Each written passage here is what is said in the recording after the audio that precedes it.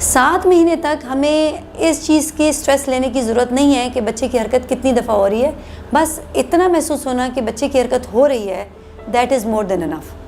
7 महीने के बाद आप बच्चे की हरकत को मॉनिटर कीजिए कि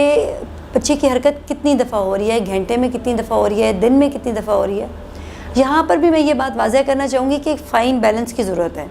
ना इतना लापरवाह हो जाइए कि बच्चे की हरकत हो ना और आप बिल्कुल फ़िक्र ना करें, और ना इतना ज़्यादा वहमी हो जाएं कि थोड़ी सी देर के लिए बच्चे की हरकत कम हो जाए तो आप परेशान हो जाएं, पैनिक हो जाएं और स्ट्रेस लें। अब करना ये है कि आपने जब कभी बच्चे की हरकत पे फोकस करना है तो ये मत सोचिए कि आप किचन में काम करते हुए या अपने ऑफिस में बैठकर या फ़ोन पे बात करते हुए या टीवी देखते हुए आप बच्चे की हरकत महसूस करेंगे और वो आपको बिल्कुल सही पता चल जाएगी। अगर आपको ज़रा सा भी लगे कि मुझे बच्चे की हरकत कम महसूस हो रही है तो आप बिल्कुल आराम से लेट जाइए और पूरा फोकस बच्चे की हरकत पे कीजिए। अगर आपको 1 घंटे में 7-8 मूवमेंट्स और 2 घंटे में आपको 10 से 15 मूवमेंट्स हो जाती हैं तो that is more than enough.